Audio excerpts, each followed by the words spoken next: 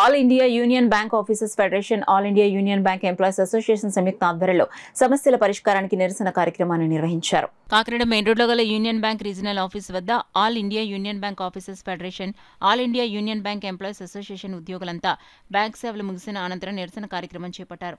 ఈ సందర్భంగా బ్యాంకు ఉద్యోగులంతా వారి డిమాండ్స్ పై పెద్ద ఎత్తున నినాదాలు చేశారు. ఈ సందర్భంగా union bank officers union vice president JNV Srinivas, union bank award staff regional secretary దుర్గాప్రసాద్లు సభ్యులను ఉద్దేశించి ప్రసంగించారు. ఈ కార్యక్రమంలో ఆఫీసర్స్ యూనియన్ నాయకులు Sambasivarao, Chandrasekhar, Srinivas Kumar, Radhika, award staff union నాయకులు Ranjith, Shyam, Ramji, Himakiran, retired officers association అధ్యక్షులు విఎస్ఎన్ మూర్తి పెద్ద సంఖ్యలో బ్యాంకు ఉద్యోగులు పాల్గొన్నారు.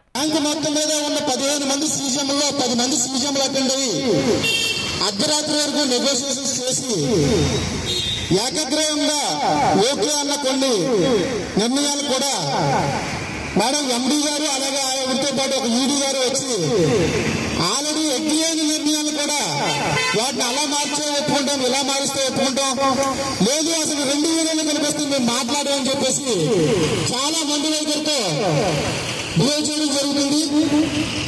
రెండు వర్గాన్ని కలిపి ఎలా చేసుకుంటే ఒక జాయింట్ నోట్ రాసుకుని జాయింట్ నోట్ ప్రకారం ఒక సెటిల్మెంట్ చేసుకుంటే రెండు వర్గాలు మేనేజ్మెంట్ తో డిస్కషన్ లోకి పాల్గొనడానికి రెడీ అయినప్పటికీ కూడా రెండు యూనియన్లు కలిపిస్తే ఆఫీసర్స్ వేరే, అవార్డ్ స్టాఫ్ వేరే, ఆఫీసర్ వర్కింగ్ యూనిటీని మేము ఒప్పుకోమని చెప్పేసి తీవ్రమైన మండు వైఖరితో మేనేజ్మెంట్ చాలా దారుణంగా వ్యవహరిస్తుంది.